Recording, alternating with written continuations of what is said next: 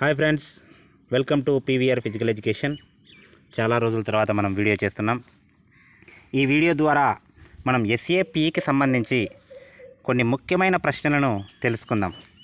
ఈ వీడియో నచ్చినట్లయితే మన ఛానల్ను వెంటనే లైక్ చేయండి, అలానే కామెంట్ చేయండి, వ్యాయామ విద్యామిత్రులకు షేర్ చేయండి. ఒక టాపిక్లోకి వెళ్తే పీవీఆర్ ఫిజికల్ ఎడ్యుకేషన్లో మనం వీడియో చేయక చాలా రోజులైంది.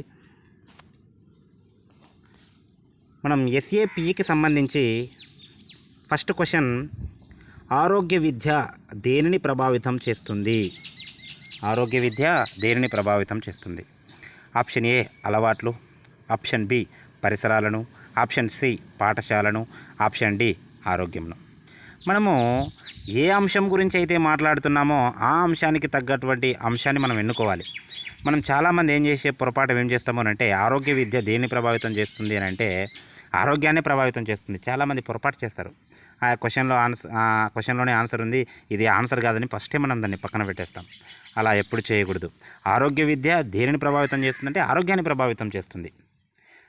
ఓకేనా? మన సైకాలజీ దేనిని ప్రభావితం చేస్తుందంటే మానవుని యొక్క ప్రవర్తనను ప్రభావితం చేస్తుంది. ఓకేనా?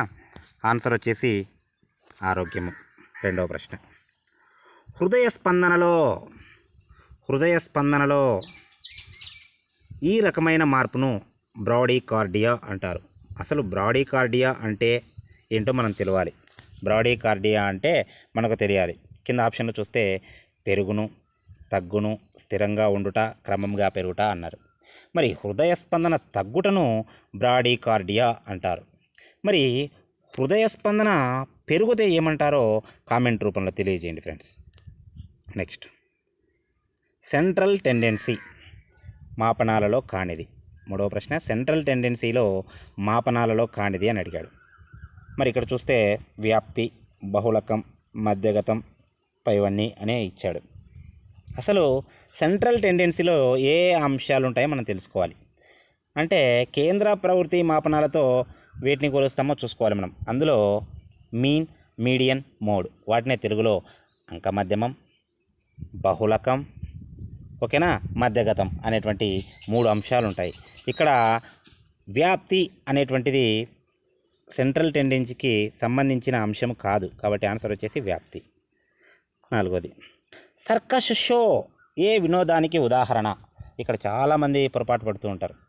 సర్కస్ షో ఏ వినోదానికి సంబంధించినది అని అంటే సర్కస్ అనేటువంటిది, షో అనేటువంటిది మనం చూడడం ద్వారా ఆస్వాదించే వినోదం.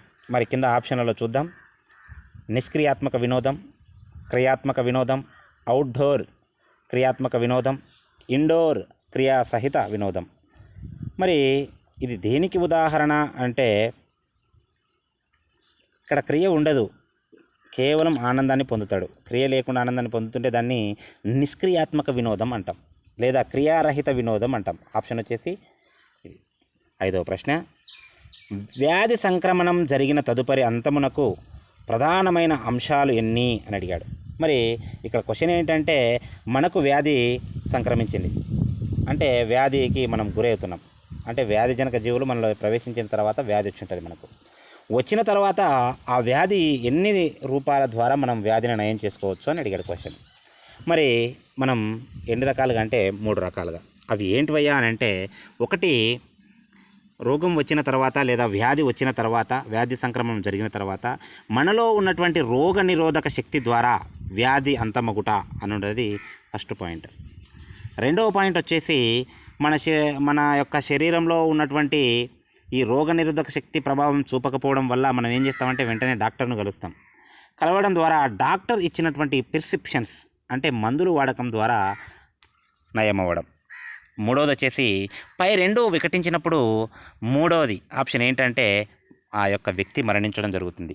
వ్యక్తి యొక్క మరణం తర్వాత ఆ వ్యాధి అనేది అంతమవుతుంది. ఈ 3 పద్ధతుల ద్వారా ఆ వ్యాధి జరుగుతుందన్నమాట. ఓకేనా? నెక్స్ట్ 6వది, తరగతిని అతివేగంగా నిర్మించడానికి సహాయపడు అమరిక అన్నాడు. ఈ బిట్టు మనం చూడగానే పెట్టేస్తాం. File formation. ఏది? ఫైల్ ఫార్మేషన్, గుర్తుపెట్టుకోండి.